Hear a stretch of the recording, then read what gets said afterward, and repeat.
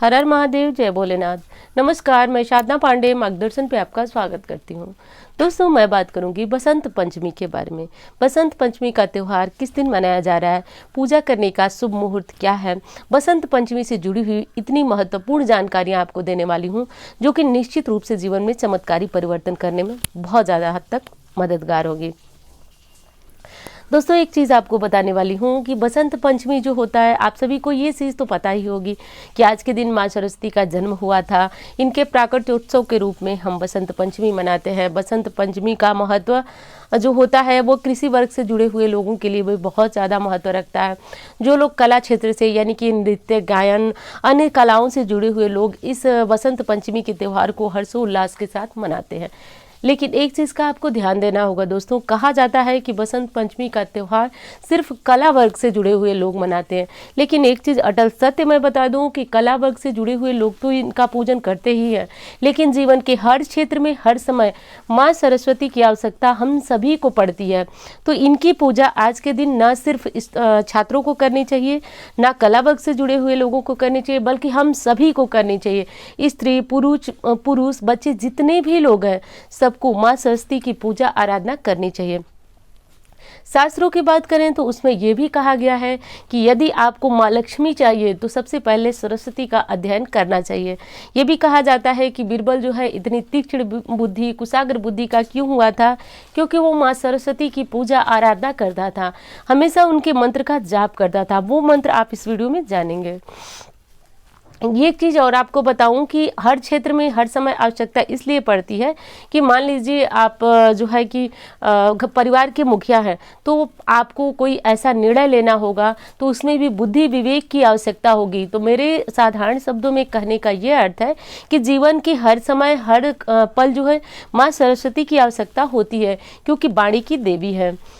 इनका जो उत्पत्ति हुआ था वो ब्रह्मा जी के मुख से हुआ था, और उस समय जबकि इस संसार में ना तो हवाओं में सरसराहट की आवाज़ थी, ना ही कोई ध्वनि थी, तो ऐसे में माँ सरस्वती जी ने ही जो पूरी प्रकृति में ध्वनि का प्रचार प्रसार किया।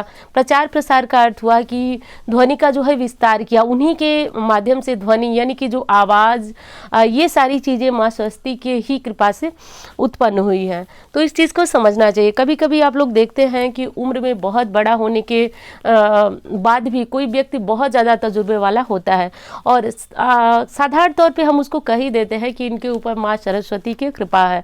तो अब आप समझ गए होंगे कि जीवन के हर समय हर क्षेत्र में हर व्यक्ति को माँ सरस्वती की पूजा आराधना बसंत पंचमी पे जरूर करनी चाहिए। दोस्तों, कहा जाता है कि माँ सरस्वती की पूजा आराधना अपराह्न के समय हमेशा करनी चाहिए, यानी दोपहर के समय तक हमेशा करनी चाहिए। इनकी पूजा ब्रह्म मुहूर्त में करने का ऐसा कोई शास्त्रों का प्रमाण नहीं है। तो सरस्वती पूजा इस बार किस दिन मनाया जा रहा है 2022 में? तो 5 फरवरी दिन शनिवार को मनाया जा रहा है, और पूजा का शुभ मुहूर्त है सुबह 7:25 से दोपहर 12:55 तक। इस समय में आपको अपनी पूजा आराधना जो है वह संपूर्ण कर लेनी चाहिए।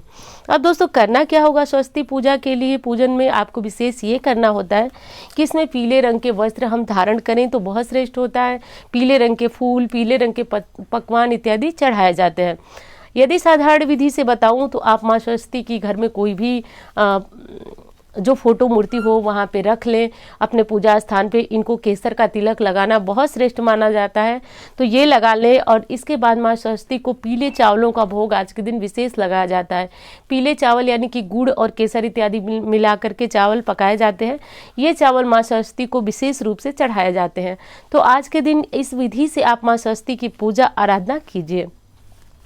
तो कोई बहुत बड़ा इसमें आडंबर या फिर कोई बहुत बड़ी तरीके से माँ सरस्वती की पूजा नहीं की जाती है, बहुत साधारण तरीके से की जाती है।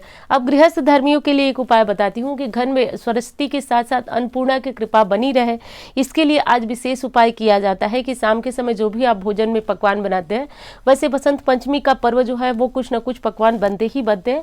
तो जो भी भोजन बनाए जाते हैं वैसे हर जगह की अपनी अपनी मान्यता है। बहुत स्थानों पे दाल की भरी हुई पूड़ियाँ बनती है, इसका भोग भी लगाया जाता है। लगाने के बाद इस भोजन को करने के बाद कुछ न कुछ भोजन का शेष अंश बचा कर के हिस्सा रखा जाता है और सुबह के समय भी उस भोजन को ग्रहण किया जाता है। ऐसा करने से माना जाता है कि अन्नपूर्णा की कृपा बनी रहती है। तो इस उपाय को आप भी चाहे तो कर सकते हैं। जो भी भोजन आपके यहाँ माँ सरस्वती के लिए बने उनको भोग स्वरूप चढ़ाएं और आप परिवार के साथ खाएं और उसको थोड़ा सा आप सुबह के लिए रखें और उसको प्रसाद स्वरूप मान करके ही सुबह ग्रहण करें। ऐसा करने से माँ अन्नपूर्णा की कृपा सदा सर्वदा के लिए बनी रहती है। जो लोग भी चाहते हैं कि घर में धन का भंडार भरा रहे, घर में किसी भी प्रकार की कमी ना हो, अभाव ना हो, वो ये उपाय ज़रूर करें। अब बात करते हैं कि जो भी विद्यार्थी वर्ग है उन्हें क्या करना चाहिए। एक अचूक उपाय आपको बताने जा रही हूँ, आप आज से इस उपाय को कर सकते हैं। आप किसी भी उम्र के बच्चे हैं, यानी कि पढ़ने लायक जो बच्चा है, जो मुंह से बोल सकता है, पढ़ सकता है, और आपको लग रहा है कि आपका बच्चा जो है पढ़ाई में बहुत ज़्यादा कमज़ोर है, तो इस उपाय को कीजिए। 100% मैं बताती हूँ, ये रिजल्ट एकदम आजमाया हुआ है। तो ये मत, इस पर किसी भी प्रकार का संशय मत कीजिएगा। आज के दिन से आप सरस्वती चालीसा का पाठ करना प्रारंभ कीजिएगा। एक चीज़ और बताऊंगी, प्रतिदिन माथे पे केसर का तिलक लगाइएगा और माँ सरस्वती का बीज मंत्र एम है। देखिए स्क्रीन पे तो लिखना मैं भूल गई हूँ, हो सकता है तो डिस्क्रिप्शन में मैं दे दूंगी। एम, सिर्फ एम, तो इसका जाप हमेशा करते रहिए और इसमें ये दो राय नहीं है कि ये मंत्र आपको लाभ करेगा या नहीं करेगा। आपका बच्चा, देखिए ऑनलाइन जब से क्लासेस बच्चों की शुरू हो गई है और ज़्यादातर बच्चों की पढ़ाई बहुत ज़्यादा खराब हो गई है, तो ऐसी स्थिति से बचने के लिए, बच्चों की बुद्धि को एकाग्र करने के लिए हर बच्चे से आप बोलें कि वो सरस्वती चालीसा का पाठ करें। इससे बच्चे के अंदर बौद्धिक क्षमता का विकास होता है और निश्चित रूप से ये उपाय बेहद कारगर होता है। अब ये होना चाहिए कि बच्चा जो है प्रतिदिन इस पाठ को करे। लापरवाही अब किसी भी प्रकार से 1 दिन 2 दिन किया हुआ उपाय बहुत ज़्यादा श्रेष्ठ परिणाम नहीं देता है। तो इस उपाय को आप स्वयं कीजिए। निश्चित रूप से आप कमेंट में मुझे बताएंगे कि ये उपाय आपको असर कर रहा है, क्योंकि मैंने तो बहुत बार इस उपाय का असर देखा है। अब आपकी बारी है, आप इसे करिए और जीवन में आप देखिए कि बच्चा कैसे उन्नति और तरक्की को प्राप्त करता जा रहा है। तो ये उपाय आज के दिन से कराना चाहिए। और यदि आपका बच्चा बहुत छोटा है, वो पढ़ने लिखने लायक नहीं है और आप चाहते हैं कि आज बच्चे को जो कुछ पढ़ाना लिखाना प्रारंभ कराना चाहिए, तो आज का दिन बहुत श्रेष्ठ माना जाता है। कहा जाता है कि आज के दिन बच्चे को पेन यानी कि कलम पकड़ाकर कापी पे कुछ भी बनवा दिया जाए तो माना जाता है कि बच्चा बहुत तीक्ष्ण बुद्धि का, तेज बुद्धि का होगा। तो आज के दिन से बच्चे की ये पढ़ाई लिखाई भी आप प्रारंभ करा सकते हैं। ये भी माना जाता है कि आज जो है बच्चे को, जो भी छोटा या बड़ा बच्चा है, किसी के ऊपर आज ये प्रयोग किया जा सकता है कि आज के दिन केसर घोल करके और बच्चे की जिह्वा पे एम लिख सकते हैं आप। इससे भी बच्चे की बुद्धि जो होती है वो बहुत ज़्यादा कुशाग्र होती है। एम लिखने के लिए आप कुशा का प्रयोग करें। कुशा का जो मूल होता है, कुशा का मूल यानी कि जो कुशा में जड़ होती है, कुशा की थोड़ी सी तेज होती है, इस बात का ध्यान रखिएगा। वो बहुत ज़्यादा उसको पकड़ेंगे तो वो हाथ भी काटने का उसका डर बना रहता है। तो बहुत सावधानी के साथ उस जड़ से बच्चे की जिह्वा पे एम लिखते हैं तो साक्षात माँ सरस्वती की कृपा ऐसे बच्चे के ऊपर बनी रहती है। तो इस काम को आप ज़रूर करें। अब जो लोग जिस अपने कार्य से, यानी कि जिस लोग, जैसे कि आपका कार्य है किताब, कापी, फाइल वगैरह जो भी कार्य है, आज के दिन जो है इस बात का ध्यान रखें कि संपूर्ण जो आपके सामान हैं, जैसे कि सामान का मतलब मेरा समझिए कि जैसे कि बच्चों का क्या है, कापी कलम इत्यादि है, सबको आज बहुत अच्छी तरह से उनका जहाँ पे कापी किताब रखने का स्थान है बहुत अच्छी तरह से साफ सफाई करा दीजिए। बच्चों को तब स्नान कराकर पूजा कराइए। संपूर्ण कापी किताब के पास आज जो है कि धूप बत्ती, और बच्चे जो सरस्वती माता की आरती करते हैं तो आज कॉपी बुक जो जितनी भी हैं उनके पास सबकी आरती कर प्रणाम करें। अब बहुत सारे प्रश्न पिछली बार भी आया था कि आज के दिन हम पढ़ाई करें या नहीं करें, तो बिल्कुल नहीं किया जाता है। आज के दिन जो आपके बैग होते हैं कॉपी बुक इत्यादि की पूजा कर करके और आज के दिन छोड़ दिया जाता है। ठीक उसी प्रकार आप समझ सकते हैं साधारण शब्द में कि जैसे विश्वकर्मा पूजा के दिन जो लोग हथियार इत्यादि का, लोहे का काम करते हैं, पूजा करने के बाद उनको आराम देते हैं, उसी तरह आज जो है किताबों को खोला नहीं जाता है, पढ़ाई नहीं किया जाता है, आज उनका सिर्फ पूजन किया जाता है। तो ये काम आप कर सकते हैं। दोस्तों एक चीज़ और नहीं करना चाहिए, आज के दिन जो है वह पौधों को, पेड़ पौधों को नहीं काटना चाहिए, किसी भी तरह से क्षति नहीं पहुंचाना चाहिए। और ब्रह्मा के मुख से आज सरस्वती माता की उत्पत्ति हुई थी, तो इसलिए हो सकता है तो एम मंत्र बहुत ज़्यादा पावरफुल है, तो मैं अन्य किसी मंत्र को नहीं बता रही हूँ। एम मंत्र का आप डिस्क्रिप्शन चेक कीजिएगा, तो एम मंत्र का उच्चारण आप कर सकते हैं और इस चीज़ को आप अपने दिमाग से निकाल दीजिए कि ये सिर्फ बच्चों के लिए होता है। ये हर समय सरस्वती की आवश्यकता हर समय, हर वर्ग, हर उम्र के व्यक्ति को पड़ती है, क्योंकि आप घर के मुखिया हैं तो भी आपको इसकी आवश्यकता पड़ेगी। पूरे परिवार की जिम्मेदारी और सही निर्णय से आप जो है बच्चों का भविष्य, परिवार का भविष्य उज्जवल कर सकते हैं।